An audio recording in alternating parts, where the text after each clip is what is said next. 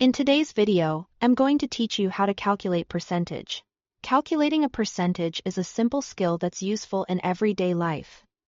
Whether you are figuring out a discount, checking test scores, comparing results, or understanding statistics, once you know the basic pattern, it becomes very easy to do quickly and confidently. The first thing you need to do is identify two numbers: the partial amount and the total amount. The partial amount is the smaller part you want to measure, and the total amount is the whole. For example, if 25 students out of 40 passed an exam, then 25 is the partial amount and 40 is the total amount. Getting these in the right order is important because the percentage is always based on the whole. Next, divide the smaller part by the overall whole. In our example, you would divide 25 by 40. When you do that, you get 0.625.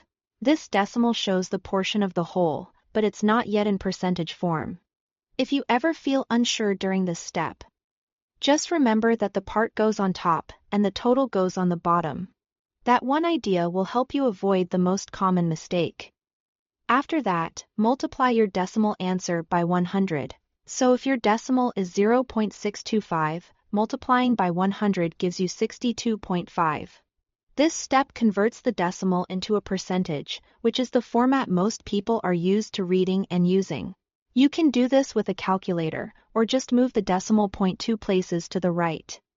Finally, label your answer by adding the percentage sign. So your final result would be 62.5%. Written as 62.5%. This last step matters because without the percent sign, the number may look incomplete or confusing. So the full process is straightforward. First, find the part and the whole, then divide the part by the whole. Multiply the result by 100. And add the percent sign at the end. As a quick tip, always double-check that your partial amount makes sense compared to your total amount. If the part is smaller than the whole, your answer should usually be less than 100%. If the part equals the whole, the answer will be exactly 100%.